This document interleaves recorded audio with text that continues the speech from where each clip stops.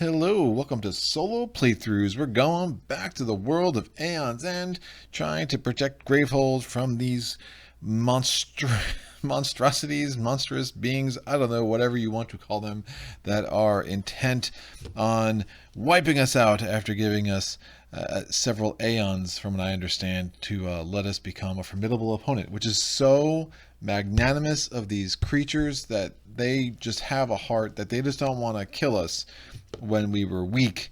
Now they want to do it when we were strong. That is honorable of them, and we should all give them our thanks, because now we have this very cool game. All right, we're going to do the Prince of Gluttons today. One of my favorite. This was the third Nemesis I took on, and first time I played it was with my wife, and we really had a blast with it, and it was kind of like, whoa, all right, cool. I liked the mechanics, I liked where it was going, and I've been really enjoying my warm-ups in true solo games against the Prince of Gluttons, and have fared a lot better than I thought, which means I'm probably going to get whacked, and it's going to be fun for all.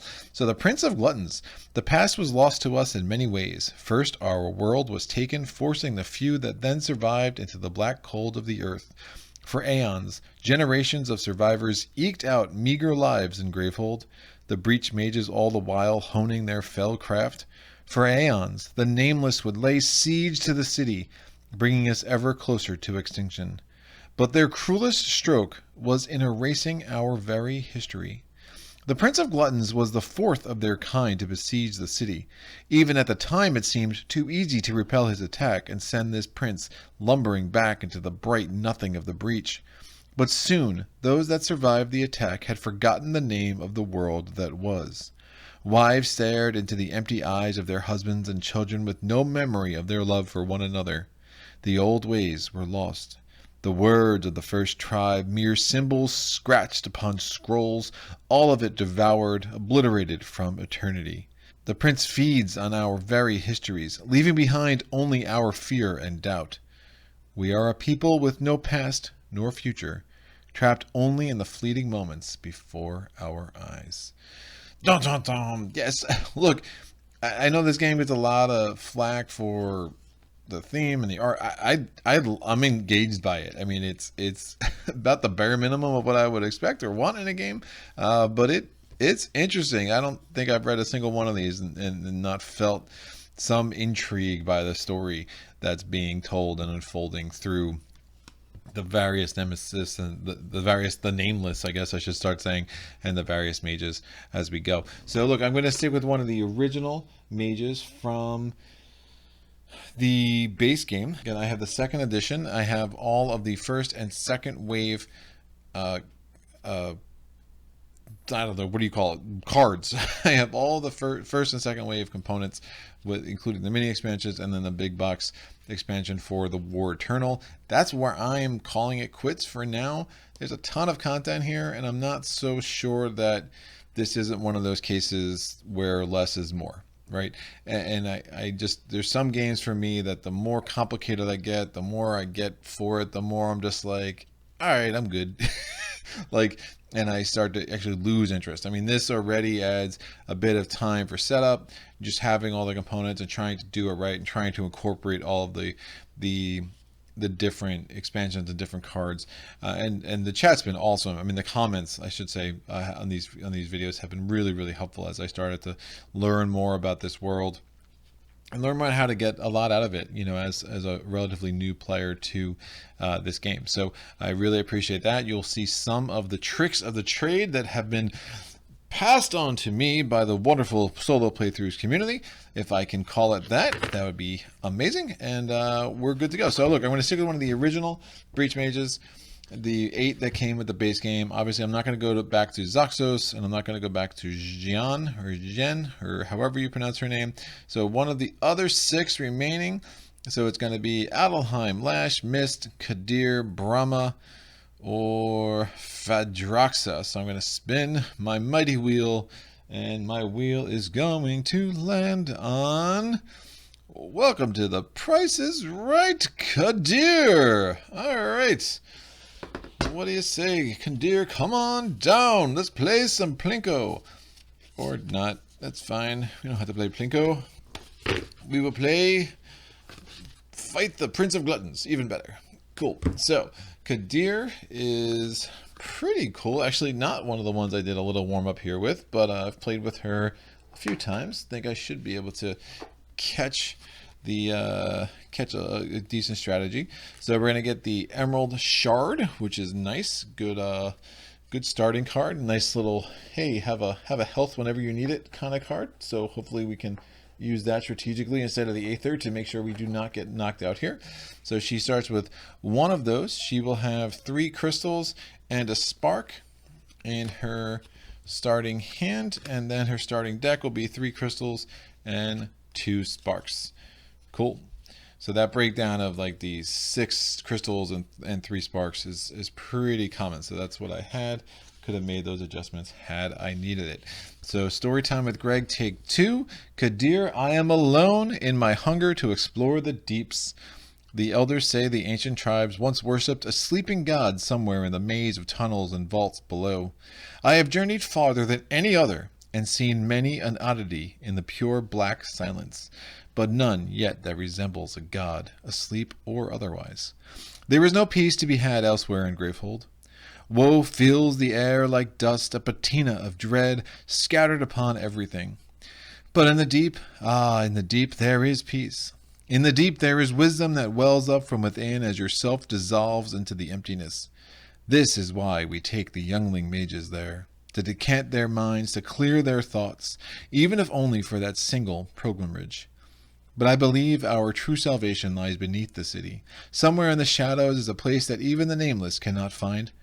One day, I will lead them to it, and they, too, will know peace. All right, Kadir, let's go find peace. First, we gotta fight some giant gluttonous blob thing. Cool, so we have a starting hand. We're gonna put a player number on there. I don't know, just because it's fun. And then we're gonna have the 10 life that we start with. And I have 5 mages off to the side. So she is the Breach Mage Delver. Her special ability is Otherworldly Gate. She can activate it on any player's main phase, including her own, obviously, because better be her own, otherwise it'd be rather useless in a true solo game. And then it says the ability itself is that the player may return up to 3 spells in their discard pile to their hand, and that player may prep up to 2 spells to each of their open breaches this turn. That can make for some very powerful turns, and we will definitely need powerful turns against this Prince of Gluttons. So first breach is going to start open, second breach is going to start pointing toward the left, third breach points toward the bottom or toward me, and the fourth breach also points toward the left. Cool. Now, I know in my last playthrough I had one of the mini expansions that came with an additional tier 1, tier 2, and tier 3 card for the Nemesis, and I just threw it in there because I thought, what else would I do? Oh, I was very very wrong. I've learned that how to set the Nemesis deck in this game is a source of frequent discussion and debate, and I have done I've gone down many a rabbit hole on the internet, Board Game Geek and otherwise, seeing the many different theories about how to get the most out of this game. So what I've decided to do, and I'm going to adjust the light before I totally get going here. I know this game takes a little bit of a hassle for my camera to figure out the exact focus it wants, but that's fine. But I'll talk through some setup and then I'll take a break and we'll get this lighting right before we go, or at least as good as I can get it. So here we have the Prince of Gluttons cards. So we have his 3 tier 1, his 3 tier 2, his 3 tier 3. Awesome. To that, notice I do have them sleeved in different colors. It just makes setup and takedown so much easier instead of looking for these stupid little numbers in the corner. So that's fine. Maybe I'm just getting old. It happens. So look, we're going to take the tier 1 cards. Now for me, I'm going to create a deck that has the breakdown of minions, powers, and attacks that is in line with what came with Aeon's End in the base game, right? So in the base game of Aeon's End, in the pool of available cards, you had 8 tier 1 cards, and only 2 of them were minions, right? So I'm going to take the 5 cards that I have that are minions from all of the expansions I have, and I'm just going to take 2 and throw them there. Those go out. We're going to go to the power cards. 4 of the Aeon's End had 4 power cards. in the tier 1 cards. So I'm going to shuffle these cards that I have, and I'm just going to take 4. This feels a little bit silly in the tier 1, especially because there is only 1 card in a true solo game, but that's fine. We will do it anyway. So then we have the 2 attack cards. That there again, there were 2 in the base game. So I'm going to shuffle all the attack cards I have, spanning all the expansions. Take 2. Bam. Now I have these 8 cards. This is the parallel breakdown of what you would expect if you were just playing the base game. And I'm just going to take 1 of these 8 cards, bam, and we're going to mix that with the 3 cards from the Prince of Gluttons special cards. Awesome. I will shuffle those in a second. Now, well, maybe not a second, close to a second. Maybe not even close to a second. I don't know. We'll get there. Look, so these are the stage 2 cards of Prince of Gluttons. All enemies. Maybe we should get some spells early. Might help. So look, we're going to look at this. The breakdown of the tier 2 cards are 3-1-3. So I'm going to shuffle the minions. There are 6 of them. I'm only going to take 3. Bam. That's going to go off. There is 1 power card. So I'm going to shuffle these cards and take 1. Bam, and then I'm going to shuffle the attack cards, and I'm going to take 3.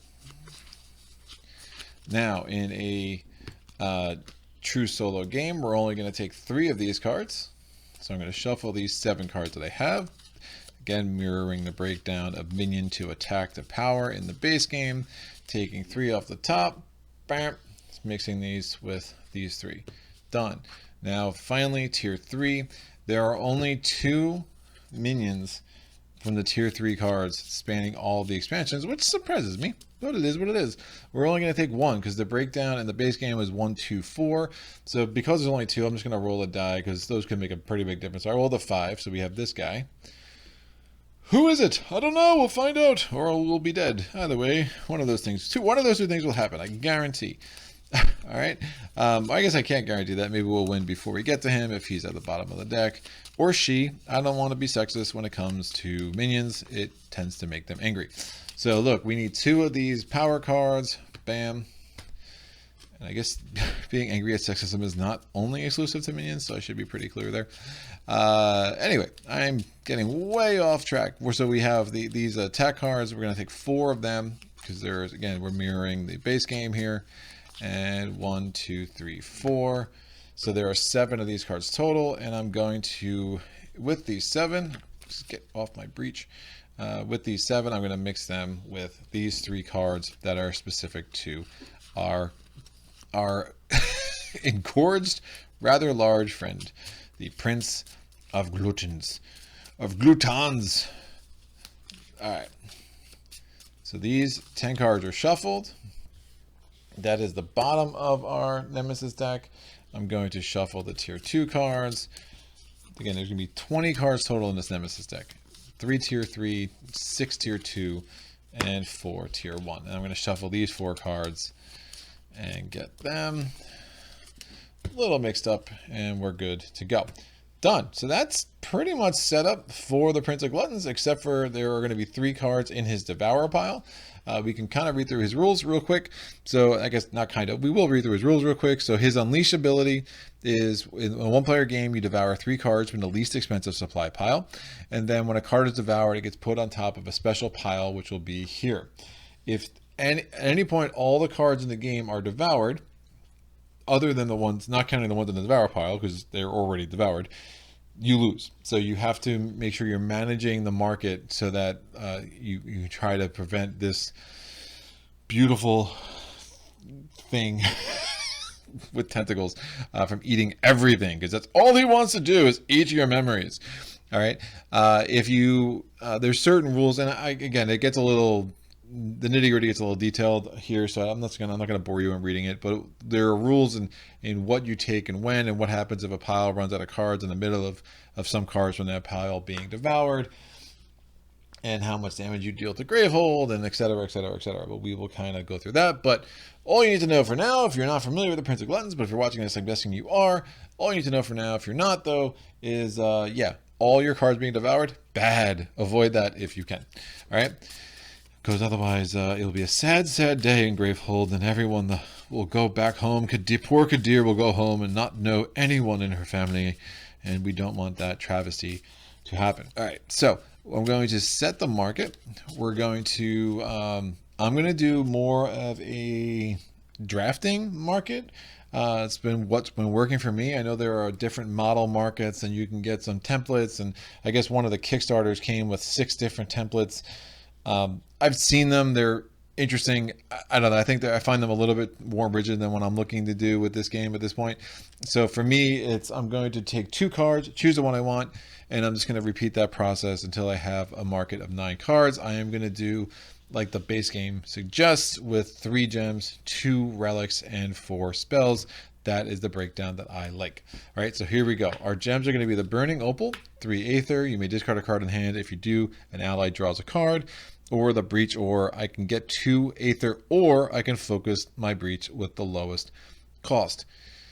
I do like the Breach Ore, so I'm going to stick that. Burning Opal is nice, because it's a way to like really cycle through your deck, and that 3 Aether is nice, but I think Breach Ore, making sure I can get the again, I'm not sure what those relics are going to be yet. I'm not sure if I'm going to have something else that's going to allow me to focus, so I think that could be really powerful, so we'll go with that right off the bat. Next, Frozen Magnate, gain 2 Aether. You may place this card next to you may place the next card you gain this turn on top of your deck, which is interesting. Instead of having to put it in your discard pile, it only costs 3. Or we get the Haunted Barrelite, where it's 2 Aether, discard a card in the hand. If I do gain 2 charges, probably not going to be doing much of that.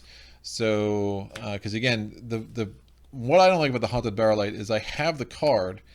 The card itself is giving me 2 charges, but it's going to be 2 cards for 2 charges, right? Because I have to play this and discard a card.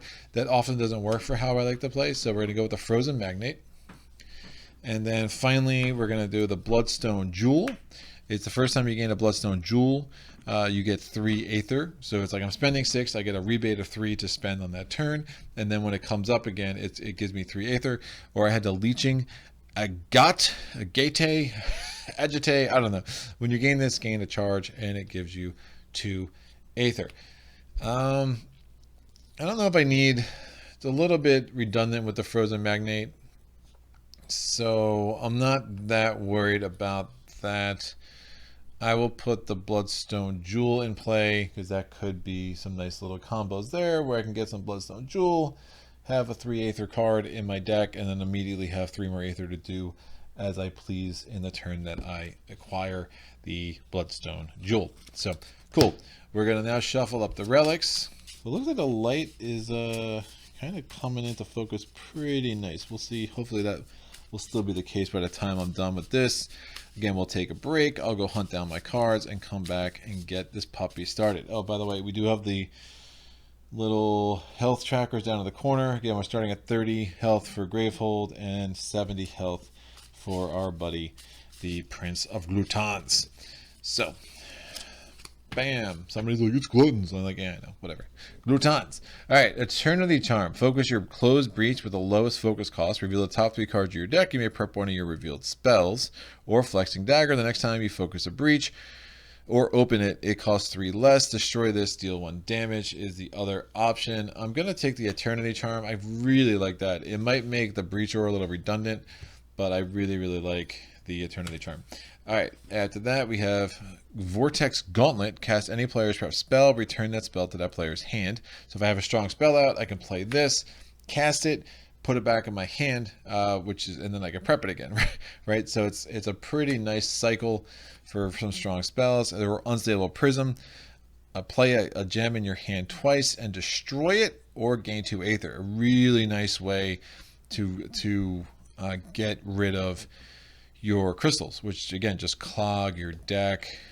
I like Vortex Gauntlet, but I'll tell you what, with my special ability, me being able to get spells out of my discard pile anyway, I'm gonna take Unstable Prism. I really don't have another way to trash cards by choice, and I think I'm gonna want at least one of those options. All right, the moment of truth. We're down to the spells. Dear spells, what shalt thou be? We are going to get our first spell. It's going to be The Essence Theft casts deal 3 damage. You may discard a card in the hand for to gain a life. Or Celestial Spire, deal 3 damage. If this card supply pile is empty, any ally draws a card.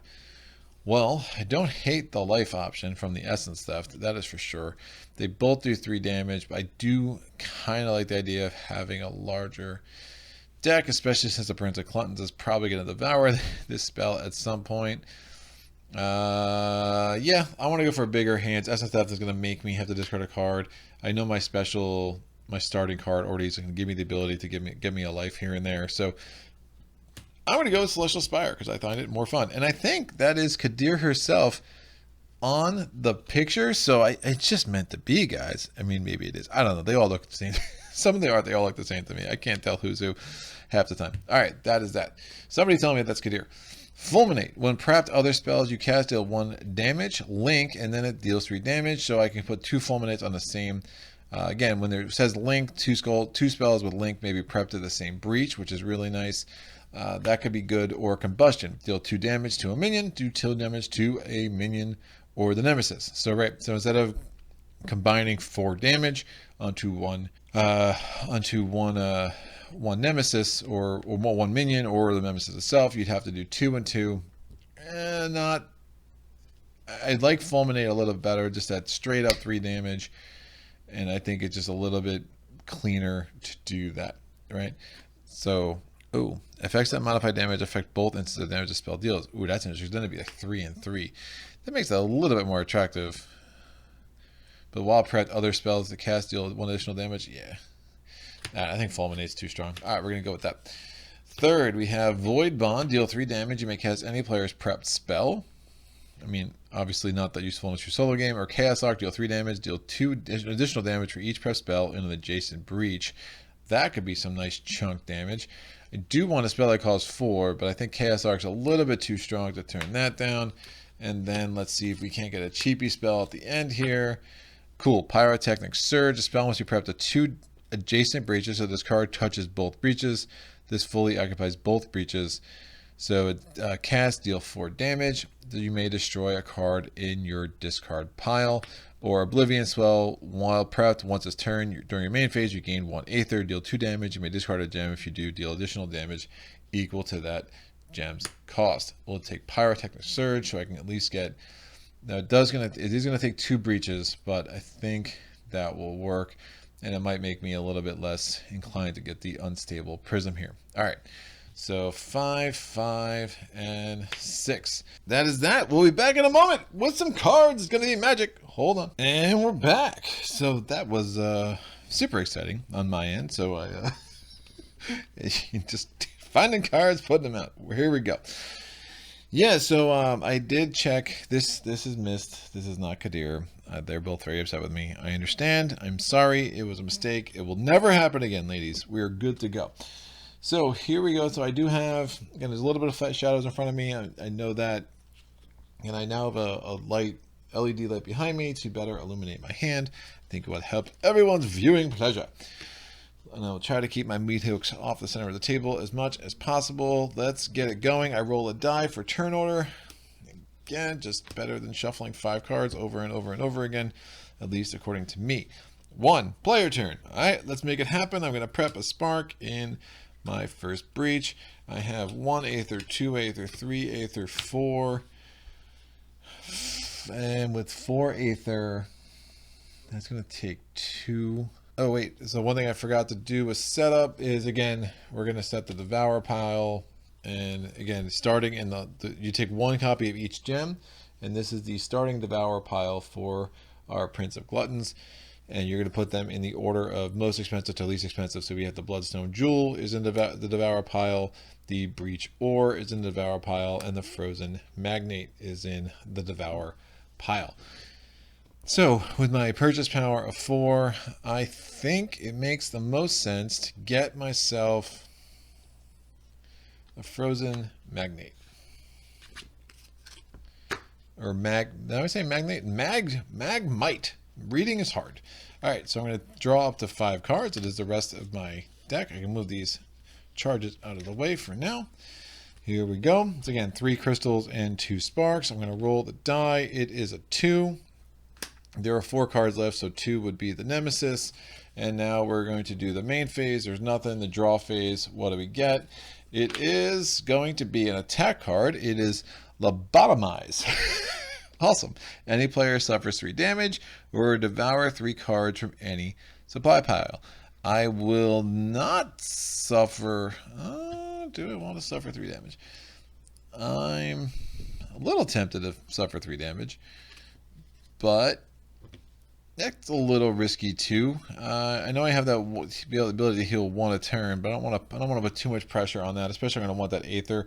I know I'm going to want to buy an Eternity Charm, so why don't I put the 3 cards, 3 Eternity Charms, bam, in there, and that will be a good start to what I want to do. Again, as much as you, so again, what I didn't say before, and obviously I did it on my last turn, when you buy cards, you can buy the top card of the Prince of Gluttons Devour deck as if it was in the market, and clearly that's something I'm going to want to do often, because the more cards I buy from here, the more likely we are going to run out of all our cards, because I assure you this dude can eat.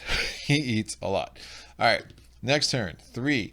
It is going to be, again, 1, 2, 3, 4, 5, 6. So 3 would be the middle card. We have main phase, nothing. Draw phase, bam. Night Unbending. Power 3. Gravehold suffers 2 damage for each spell prepped by the player with the most prepped spells. Obviously, that'd be me. So we'll see how much damage we're going to give to Gravehold at that time, noting we do not have any ability to heal damage from Gravehold, so we do need to be careful with that. So we have 2 player turns in a row. I'm going to go here. I'm going to prep. I'm going to cast a spark in the casting phase. That's going to do 1 damage to our friend, the Prince of Gluttons, and Mr. Prince now has 69 health as opposed to 70. I'm going to prep a spark, and then I'm going to spend 3. I'm going to open breach number 2, and then we're going to prep another spark just to get it out of my hand. I will try to get the Eternity Charm next turn. So I draw my opening hand. It is a crystal, a crystal, a crystal, an emerald shard, and a frozen magmite. Again, player turn. It's going to be the last turn of the round, if you want to think of it like rounds.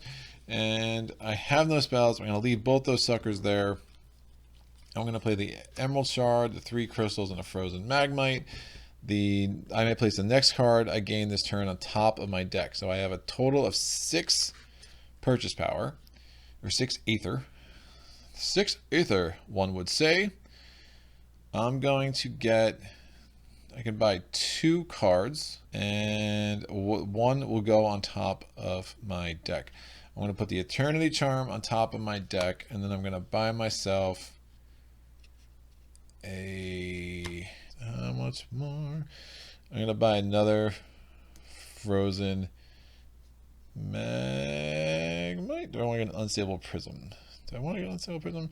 Yeah, I'm going to start trying to thin my deck a little bit. I'm going to need more.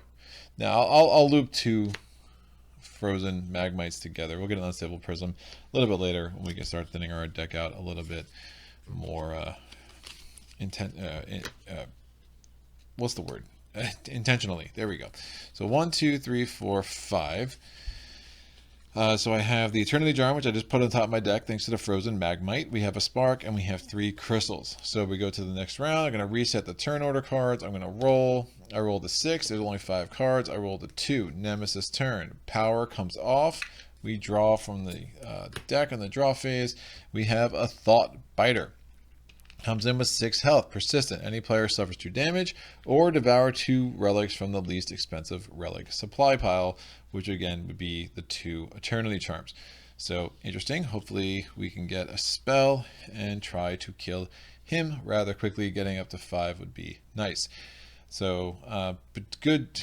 There is a argument that maybe I shouldn't have bought what the last 2 things I did, and I could have purchased, you know, a spell. I could have bought a Chaos Arc, but I think I'll be okay.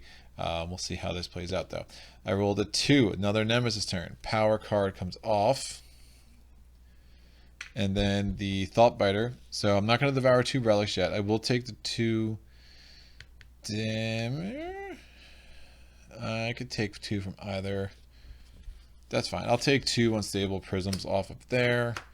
That's fine, because they're both the least expensive, so I can choose which one I want to do it from. I know it's a little dark there now. Let me get a little bit lighter. All right, cool. So I'm going to choose the unstable prism, and then we do the draw phase. It is Gorge. Devour 2 cards from the second most expensive gem supply pile. Any player suffers 2 damage. So Kadir is going to suffer 2 damage, and we're going to devour 2 cards from the second most expensive gem, which is definitely the Breach Ore. So they go on top of the unstable prisms. So 3 player turns in a row is pretty solid. We should have a good opportunity to take care of the Thoughtbiter before Glutton's going to go again. So the first player turn, I'm going to cast Spark. I'm going to cast the other Spark down to 4 health for the Thoughtbiter. And then I'm going to prep a Spark. Oh, nah, even better. I'm going to play the Eternity Charm. Oh, it has to be the lowest cost, right. Right, so I'm going to focus with the lowest cost, which is going to be that Breach. Then I reveal the top 3 cards of my deck. My deck was empty, so I have to reconstitute it. I look at the top 3 cards. I don't think I have a spell in there. I don't. So that's a little bit of bad planning on my part. I'm going to prep the Spark, and then I have a purchase power of 3. With that purchase power, we're going to focus this again. Let's get ourselves an open breach where we can be doing 2 damage with a Spark is kind of my thought here. So Eternity Charm's going to go there. Again, I didn't gain any cards this turn, so those 4 cards can just go there. I'm going to draw up to my hand limit of 5. We get frozen, 2 frozen magmates, 2 and 3 crystals. There we go. Definitely going to be getting a spell this turn. Player turn. One of the better spells this turn. So player turn, I'm going to cast a Spark, do 1 damage. Slow going here. We have ourselves 7 Aether. The next card I get, I can put on top of my deck, which would be nice. So what I'm going to do is I'm going to open this Breach, and then with the 4, I'm going to get a Pyrotechnic Surge, and I'm going to put it on top of here. And that's going to allow me the ability to do 5 damage. That might be not what I need to do here.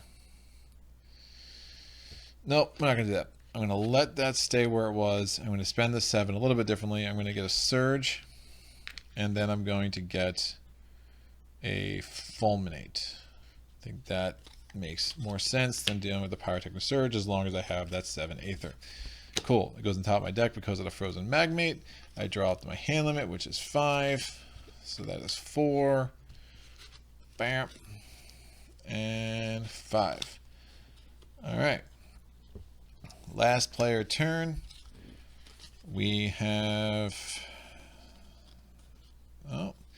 I'm going to prep Fulminate. I'm going to prep the Spark. I have a purchase. I have 2 Aether. This Spark's going to get stuck in my hand, which is a little unfortunate. So I have a purchase power of 2. I could get a Aether. I'm actually going to use the Emerald Shard to get a life back because, am I worried about that life yet? Am I worried about life yet? Maybe. Nah. I'll get another Aether. Let's go for some big turns. Those tier 2 cards can get bananas. All right. So the Aether was spent. I got a charge. The Spark stays in my hand. I draw up to 5. So hopefully I am first so I can kill this Thoughtbiter. And while I prepped other spells, cast deals 1 additional damage, which will come in handy in a bit. All right, what am I rolling? I rolled a 1. Nemesis Turn. Gross. So Night Upending, Unending goes away. And what happens? Gravehold suffers 4 damage. So Gravehold's down to 26. Done. Thoughtbiter triggers, suffers 2 damage or devour 2 relics. I will suffer. Do I want to do that? I'll devour 2 relics. Cool. And then we do the draw phase. What do we get? It is an Aphotic Sun. Spend 7 to discard. Power is Unleash, and the player with the most charges suffers 3 damage and loses all of their charges. Got it. So that was a little unfortunate. 5 is not helpful with 4 cards. 6 is not helpful with 4 cards. 3 is helpful with 4 cards. So again, the turn order, for those that don't know, you take your the 2 player 1 cards and any other card that you want, or any 3 player cards really, and that is, they all represent the player turn, and obviously the player is me. So what am I going to do? I'm going to get rid of the Thought Biter because he's getting annoying. So I'm going to, how many spells do I have? I do have 2. Well, am I going to open anything? I'm not opening anything. Oh, I am opening something. Got it.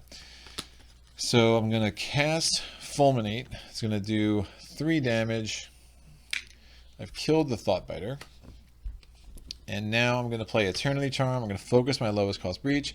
When the breach is pointing up like this, so it can't be focused anymore, you can open it. There was a question about that in the comments in my last video for Aeon's End. The rules very explicitly say that any effect that would open a breach, that would focus a breach, when the breach is at that location, it opens it instead. Cool. So I look at the top 3 cards of my deck. Is there a spell there? There is still not a spell. It's because I'm playing bad. And now we're going to carry this out. I'm going to prep a spark, prep another spark. I have a purchase power of 2 Aether. I'm going to get myself a charge. I'm going to put these back however I so choose. Cool. I'm going to draw up to 5. This is my big money hand. Oh, 7. I can get rid of that, which I think makes some sense. Yeah, that's probably what I want to do. Player turn, 5/6. It's going to be that card. I'm not going to spend any of the sparks, because why would I? Purchase power of 7. I'm going to use that 7 Aether to discard the Aphotic Sun, because I think that will be better than my other options. And that is my turn. I'm going to reconstitute my deck, draw up to 5 cards. What do we have? 3 crystals, a Fulminate, and an Emerald Shard. Definitely want to get another Fulminate as soon as possible. We will see if that works out for me. We get a 1, so it's going to be the Nemesis turn. Main phase, there's nothing left there. Draw phase, what do we get? It is the Mind Guzzler. It's a Prince of Gluttons special. So immediately set this minion's life to 8 plus the number of empty piles. There are no empty piles, so that is fine. And the persistent effect for him is that he just unleashes. No big deal. That's fine. My turn. I'm going to, or Kadir's turn, I should say. I'm going to cast a Spark. It's going to do 2 damage. And then I'm going to prep Fulminate in that spot and save these. Because while this is prepped, when the Sparks cast, they do 1 additional damage each, which is super nice. I have a purchase power of 4 Aether. I can get a life and do 3 Aether. I will get 1 life. Getting knocked out would not be good. And with my 3 Aether, I will get an Unstable Prism from the Prince of Gluttons. Personal stash. That gluttonous. So it'd be a good time to start getting some of these crystals out of my deck for sure. Cool. We are going to roll. It is a 1. Nemesis turn. Persistent Unleash. So what does the Unleash do? We're looking at the least expensive pile, and we're going to, in a 1-player game, we are going to discard 3 cards. They are devoured by the Prince of Gluttons. Now I had 3 options, either the Relics or the Frozen Magmite. We'll do the Frozen Magmite. Cool. Now we do the draw phase. Draw phase is the Mangler Root. Gravehold suffers 3 damage. This minion suffers 2. So 12 health on the Mangler Root, and we'll see how this plays out. Hopefully I do not roll a 3 right here. I rolled a 5. There's only 4 cards. I rolled a 4. So player turn. I'm going to... does it make sense to use the Fulminate now? Probably not. Yeah, probably not. So I'm going to cast... I might want to. It's the only way to kill that sucker. Alright, I'm going to cast the Spark. Yeah, so I cast a Spark. Because of Fulminate, that's 2 damage to the Mind Guzzler. So he's down to 4. And then I'm going to cast another Spark. That's 2 more damage to the Mind Guzzler. Nope, I'm not going to do that. I'm going to cast Fulminate. No, I'll cast a Spark, 2 damage to the Mangler Root. And then I'm going to cast the Fulminate. It's 3 damage, but again, open breach number 3. That's why I've been getting +1 damage on breach number 3. And that's going to do 4 damage to the Mind Guzzler. Mind Guzzler is no longer guzzling mines. Thank you very much. Eternity Charm. I'm going to focus my lowest cost breach. So that's one away from being open. I get to look at the top 3 of cards in my deck. Now I only have 1 card there, so I reconstitute my deck. I look at the top 3. Do I have a spell? I do. So I take that. I just reveal those cards. They go back atop my deck. I take the spark and I can prep it. I'm going to prep that there. And then I have a purchase power of 6 because I have 2 frozen magmites and 2 crystals. I'm going to get another fulminate. Chaos Arc, maybe? Chaos Arc is tempting. Not quite there yet. Fulminate would be good. I get that, getting that link ability set up would be nice. So I'm going to get a fulminate, and we're going to put that on top of my deck. Cool. Cool. We're going to draw up the 5. We get the fulminate I just got, a crystal, an unstable prism, an emerald shard, and another crystal. So we need to do 10 damage to that somehow. Yikes. We're going to roll. It is a 1, another player turn. So 2 damage to... Man, I'm not even close. I'm not even close. Something's gone astray. All right, I'm going to do 2 damage to the Mangler Root. Gets him down to 8. And then we're going to prep the fulminate there. I'm going to play the unstable prism, play a gem in your hand twice, and then destroy it. I'm going to play a crystal, destroy it. So that gives me 2 aether from the crystal.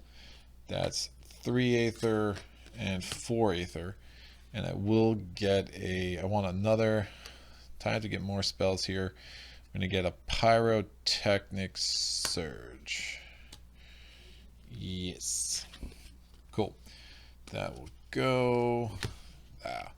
Drawing up to 5. Crystal, spark, fulminate.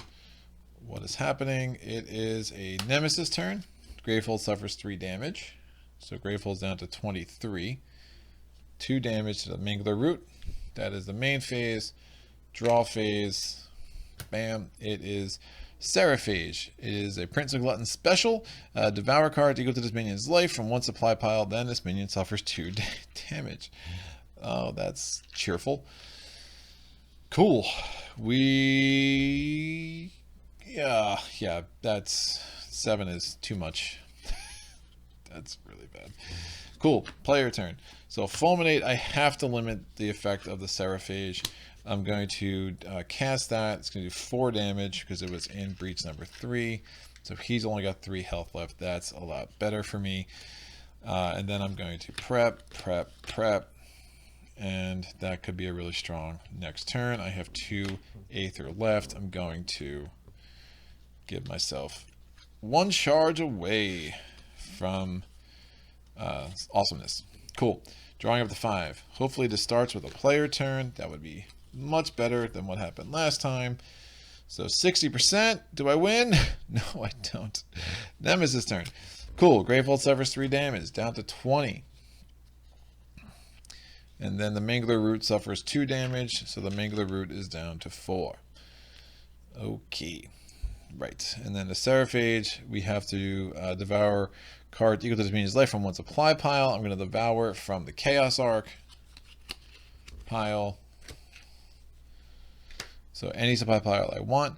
And then the Seraphage suffers 2 damage. So honestly, it's going to devour 1 card. I'll probably just let that kill itself off next time. And now we have a draw phase.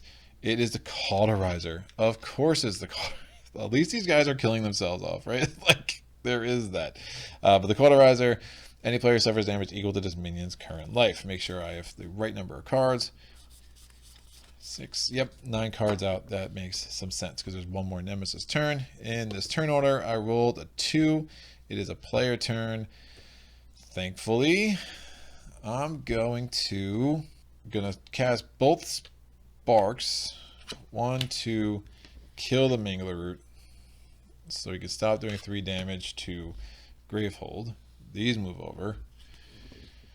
I'm gonna leave everyone. Oh, man, yeah, spending fulminate. Well, Mangler Root had 4 life left. I think this makes a little more sense. So we have 4 life left. I'm gonna spend spark, get the Cauterizer down to 1 health. play Fulminate, deal 4 damage to that Mangler Root. That's probably smarter. Alright, so it wasted the Fulminate ability. And actually, I want the Fulminate to be in the bottom. So I would have cast the Fulminate first to kill the Mangler Root, and then the Spark, because I no longer was getting the bonus from the Fulminate anyway, because remember the Cauterizer reduces any damage done down to 1. Awesome. Eternity Charm. I'm going to focus the lowest cost breach. Well, focusing it in this case means opening. I get to look at the top 3 cards on my deck for a spell. I do have a spell, and I can prep it. I'm going to prep. Well, it doesn't make sense to prep the Pyrotechnic Surge against either of these guys. I'm going to prep the Spark, and we'll kill off the Cauterizer next turn. What did I do? Oh, those are revealed. Right, these just go back here. That's fine. What did I do? I was so confused. All right, and then I have a purchase power of 6. I'm going to get a Chaos Arc, put it on top of my deck. Cool. Because I had a frozen Magmite in play. So Chaos Arc, Pyrotechnic Surge, Unstable Prism, Emerald Shard, Crystal. Goodness, what is it? 3/4 is the middle. So Seraphage, devour 1 card from any supply pile. I will devour it from the Chaos Arc pile. And then the Seraphage suffers 2 damage. So it's dead. Cauterizer, I suffer 1 damage, which is equal to the Cauterizer's life. And then we do the draw phase. It is another enemy. God Feeders. Gravehold suffers 3 damage, and then devour a gem from the most expensive supply pile. I forgot. 7, 8, 9, 10. That's fine. So I get 2 player turns in a row. That should be fine. So first player turn, don't need to roll. I'm going to cast a Spark. Do I want to cast a Spark? No, I'm not going to cast a Spark. There's no point. I'm going to prep Pyrotechnic Surge there. And then what does it say?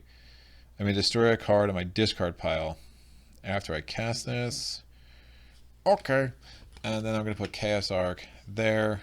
And that's a pretty powerful combo. I'm not really that worried about the Cauterizer right now. So I'm going to do Unstable Prism. I'm going to play a Crystal, get it twice for 2 Aether. I'm going to get myself my 5th charge here. And then Emerald Shard, I'm going to play it to give myself 1 life. Which is another reason I'm not that worried about the Cauterizer, because I'm up to 9 health again. Drawing up to, whoa, I destroyed the Crystal. So yeah, crystals are off the board. Emerald Shard is not destroyed. I would like that back, please. Cool. So we're going to draw up to 5. We get myself a Fulminate, Crystal, Fulminate. There we go. And Spark. Getting my Fulminates together is super nice. Oh, this could be a really good turn. All right. Player turn. Bang. Chaos Arc. I'm going to cast the Chaos Arc. I'm going to do 7 damage to the God Feeders. It's 3 damage and 2 additional damage for each prep spell on an adjacent. Oh, wait. I'm sorry. It is 3 damage, 4 damage, 5, 6, 7, 8 damage. God Feeders are dead. That is nice. Oh, this should be in my hand. Yep, sorry. I realized that somehow got set in a place it should not have been. And I'll put the Emerald Shard below the Unstable Prism. That makes more sense. Alright, so I did the Chaos Arc. I killed the God Feeders. I'm going to cast the Spark to kill the Cauterizer. And then we're going to prep a Fulminate, prep another Fulminate. They link, so I can put them both in the same spot. And I'm going to prep a Spark. And that's a lot of damage ability now with those 2 Fulminates, right? So this Spark is now actually doing 4 damage. So it's 1 damage, 2 damage, 3 damage, 4 damage. That's pretty sick. And then with my 2 Aether, I'm not going to do that yet. Although we are about to enter tier 3.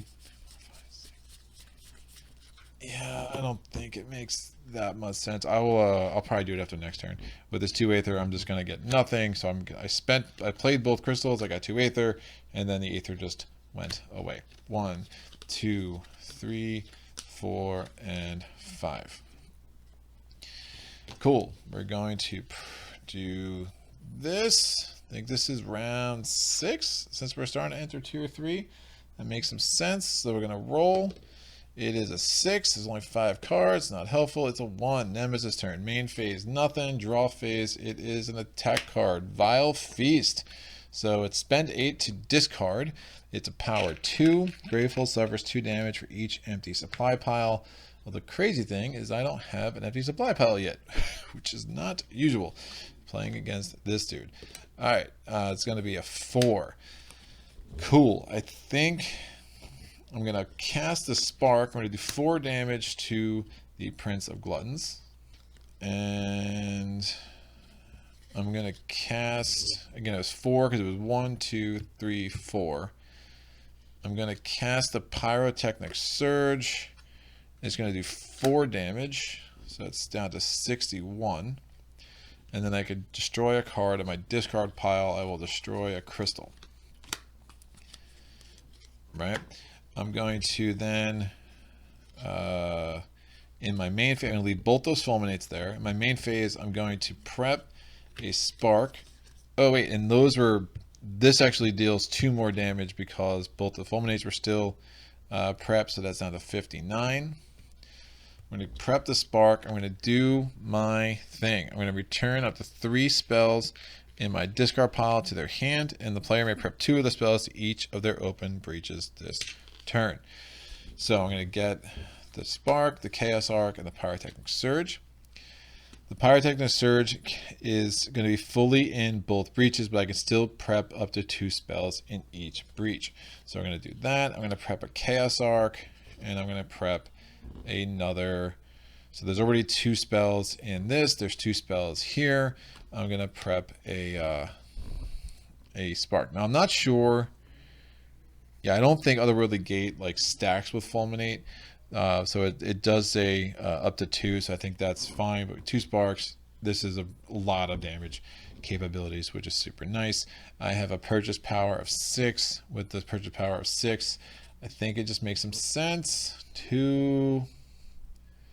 I'll get a 8 would be super nice. I'll get a Bloodstone. That gives me 3 more Aether, and I'm just going to use that 3 Aether on a thing. Again, if I'm having a big money turn like this, big Aether turn like this will help me discard some of these and try to prevent really bad things from happening. Really bad things from happening later. So yeah, I spent the 6 on a Bloodstone. I get me 3 more Aether because the first time I gained a Blood Jewel. I'm sorry, Bloodstone Jewel. This turn, so I gain 3 Aether. I use the 3 Aether to give myself 1 charge. Cool. Drawing up to 5. Great. What do we got? We're rolling. It is 5-6, so it's another player turn. I mean, I guess I just start whacking the Prince of Gluttons. I mean, I'm going to be a little bit careful here, but that's fine. I'm going to do the Chaos Arc. So that is 3 damage, 4 damage, 2 damage for each prep spell and an adjacent breach. Oh, that's pretty sick. Yeah. So, actually, yeah, that's fine. I won't even move that Spark from where it is. So 3 damage, 4 damage, 5, 6, 7, 8, 9, 10 damage. 3, 4, 5, 6, 7, 8, 9, 10 damage, 11, 12 damage. So down to 47.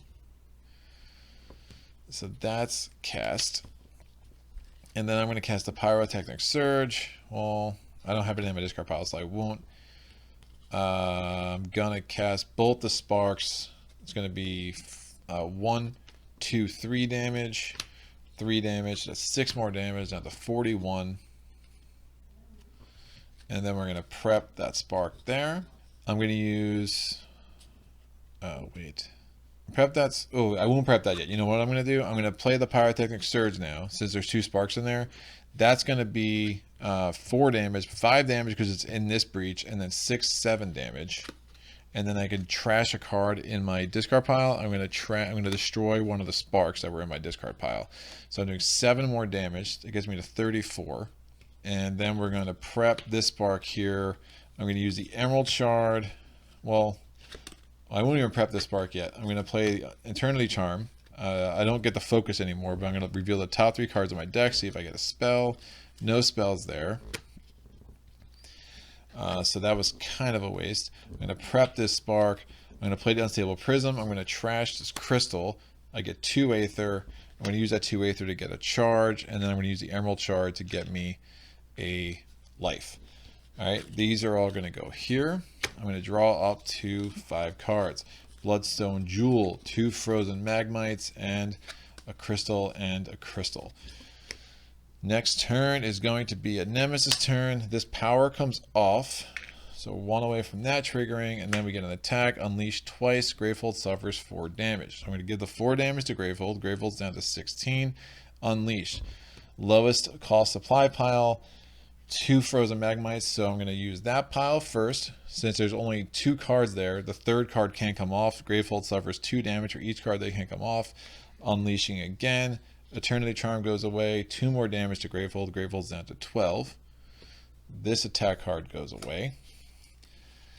We're going to go player turn. I'm not going to use any of those spells. I'm going to spend, I have 3, 4, 5, 6, 7, 8, 9 Aether. I'm going to spend that 9 Aether to discard Vile Feast. It's right, you vile feasting Prince of Gluttony. Alright, 1, 2, 3, 4, and 5. What do we get? It is a Spark, Pyrotechnic Surge, Eternity Charm, Unstable Prism, and then my favorite, the Chaos Arc. Cool, cool. So, yeah, I haven't really seen that Chaos Arc combined with a Link before. That's a pretty sick combo. Happy to discover it on camera for all you all to see. Alright, here we go. I got a 4. It's a Nemesis turn. So, main phase, there's nothing there. Draw phase, what do we get? Either unleash 3 times, or any player suffers damage equal to the number of empty supply piles. There are only 2. I will gladly suffer that damage, and I will take 2 damage. Done. Super good. Digest. That was an attack card. Prince of Gluttons special. Ooh, another Nemesis turn. We got 3 turns in a row, which is good. Main phase, nothing. Draw phase. Ooh, it is the Apocalypse Ritual. To discard, spend 8 Aether. Power 2. A Gravehold suffers 5 damage for each Nemesis turn order card in the turn order discard pile. Not that worried about it, but we'll probably get rid of it before it becomes a thing. Anyway, so 3 player turns in a row. I'm going to cast this Spark. It's 1 damage, 2 damage, 3 damage, 4. And I'm going to play... I don't have... Do I do the Fulminates? Nah. Alright, I'm going to play Chaos Arc. And then, so this is my main phase. I prep the Chaos Arc. I prep the Pyrotechnic Surge. I have a Spark left in my hand, which is what it is. Do I want to do the... No, I'll you know what? I'll cast the Fulminate too. So go back to the casting phase. I'm going to cast this Fulminate. It's 1 damage. It's 3 damage, 4 damage, 5 damage, because the Fulminate triggers the other Fulminate. So 5 damage gets us to 25. And this Fulminate, 3 damage, 4 damage. So down to 21. And now we're prepping a bunch of stuff. So Chaos Arc, Pyrotechnic Surge, and Spark. Cool. Before I do all that, let me play Eternity Charm, see if there's... I don't think there is. Yeah, I didn't have a spell, but just in case. Unstable Prism gives me 2 Aether. Yeah, so that will go back to what I originally did. And the 2 Aether from Unstable Prism, I'm going to get a charge. Done. Drawing up to 5. It's an Emerald Shard, a Bloodstone Jewel, a Frozen Magmite, another Frozen Magmite, and a Crystal. So I will have 8 again to get rid of that. It's a player turn. Done. It's Chaos Arc. 3 damage, 4 damage, 5, 6, 7, 8 damage. 13 damage to the Prince of Gluttons. 13 health left on the Prince of Gluttons. Not going to kill him yet. That's fine. So I'm going to play the Emerald Shard to get a life. And I'm going to spend the 8 Aether here to discard the Apocalypse Ritual. Make sure this, yep, that's all right. Player turn. Oh, I have to draw out my hand. Crystal, Fulminate, Spark, Fulminate, and Eternity Charm. That's fine. So my turn, I'm going to cast a Spark, do 2 damage 11 health left for the Prince of Gluttons, so I should win on my next turn. Fulminate, Fulminate, Spark. Yeah, that's plenty of... That's definitely going to be 11. Eternity Charm, I will... I'll look to see if there's a spell. There is a spell. I can take it into my hand. So since I had the Eternity Charm, I should have done this. So if I did the Eternity Charm first before I prepped anything, which obviously strategically is what you should be doing every time, then I can put the Chaos Arc, the 2 Fulminates. Somebody's like, you didn't do it in the right order. I know, it is what it is. Call the ethics police. They don't care, I promise you. Alright, cool. You may prep one of the revealed spells. So you actually can't take it, you have to prep it. That's interesting. Yeah, I don't think I've ever taken a spell without prepping it, because you usually do it in the right order, make sure you have a place to prep it. So yeah, you do that first because you have to prep it. You can't just take it into your hand. But I guess, what's the difference? Because if it's just in your hand, you're going to draw up to 5 anyway. So I guess that really doesn't make too much of a difference mechanically.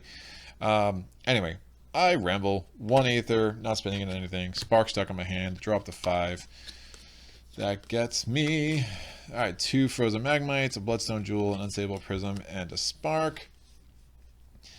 What is it? It is a 5-player turn. I'm going to cast the Chaos Arc. It's 3, 4, 5, 6, 7, 8, 9, 10 damage. 1 life left for our friend, the Prince of Gluttons. I will cast a Fulminate, and he is defeated in all of his gluttony. Yeah, it's pretty sick. I mean, we never got to either of the tier 3 minions, and that obviously made things a little bit absurd, because any damage we would have had to waste on these minions. Instead, we were just wiping this sucker out. I do find the Prince of Gluttons works well for me and how I approach games, and just being aggressive, and just, you know, we had some really nice spells. I really like these link spells, and then seeing how Chaos Arc worked with that, we never really were in any danger, and that's nuts. A lot of again, I've played 4 times. I lost with Fedroxa, I won with Mist, I won with, who else did I play with? I don't know. Who's the dude? Who's the dude who has the dude? Yeah, that guy. He's awesome. Lash? I think his name is Lash. Yeah, I won with Lash. So winning with Kadir was, you know, not shocking. I have, you know, again, the 5 damage. I guess with the co-op game, I could see it being a little hairier if you got a number of people that are buying from the market. But, you know, if you're being strategic about what card you're putting on the pile, you're usually able to just do most of my purchasing. I did most of my purchasing from here. I mean, I think I bought a Fulminate. I bought a Chaos Arc from here, I think, and a Fulminate. But I think, like, the Eternity Charm, the Unstable Prism, the Frozen Magmites, I think I bought all of that from the Devourer's pile. I know I bought a Pyrotechnic Surge, because I wanted another spell in my hand, and I only had 4 Aether that one turn. But yeah, this is definitely a Nemesis, or one of the Nameless that I don't think I've beaten by bleeding out his entire deck. And that was not the case with the Carapace Queen or Raiseborn. This is, you know, just the way it works out. I feel like you're basically just, you have to beef up with so many attack cards, because there's so many minions in his deck that, you know, you're just, once you finally get through the minions, you're just walloping him and his his rather large multi-mouthed self. It's funny, like the Prince of Gluttons, I mean, I guess he has to be inspired by the Shoggoths, right? I mean, the dude just looks like a Shoggoth with a hula hoop on, or a hula skirt on, or a muumuu. I don't know. I know people are really ragging the art. I find it hilarious, and I really like it. I want to get a tattoo of that dude, because he's super cool, man. Like, I don't know what is happening to the Prince of Gluttons. It's the dressing, man. Like the cotton, like, one-piece bathing suit thing is what really, like, gets me really confused when I look at this guy. But the red eyes and the mouth, it's just cool. Whatever. It's what it is. So that is that. That is the Prince of Gluttons. That is Kadir. That was easier than I expected. And, you know, we'll be back, I guess. I still got 5 more of the original mages to go through. We still have plenty of Nemesis Nemesis I to go through. They will get harder. My wife and I, Sarah and I, finally beat Mrs. Playthroughs. To those who do not know her name, Mrs. Playthroughs, and I finally beat the Blight Lord after like 12 attempts. I don't know, something absurd. So that was super fun. So they definitely get harder. I think the last one from the main game, if I'm not mistaken, is a Crooked Mask. Don't totally remember how his mechanics work. I remember him being pretty wild. And then we'll get into the mini expansions for the first wave, and obviously have this whole stack of mages that I'm excited to continue to experience and learn and just kind of have fun with. And yeah, so much here. So look, the community around this game has been awesome. I really appreciate all the advice and the help and the comments and feedback from the first two videos. Please keep bringing it strong. It's cool to see people engaging with this game, and still really happy that it's one of the newest games in my collection, and happy that that is the case. It's been fun to dive into. Mrs. Playthroughs and I have had a bunch of fun playing it together, and that, my friends, is always a victory for me to find a game that I can get her to play with me in co-op, because she really just likes to beat me in games. So when I'm like, let's play co-op, that's normally not her cup of tea, but this game speaks to her more than the others, and more than most co-ops, I'll say that. And it's been nice. So I am yammering away. This was fun. You guys are awesome. You go on my Patreon page, you can see my upcoming schedule and see what is coming down the pipe. And as always, questions, comments, epiphanies, put them in the comment section below. I'll get back to you as soon as I can. And until next time, happy gaming.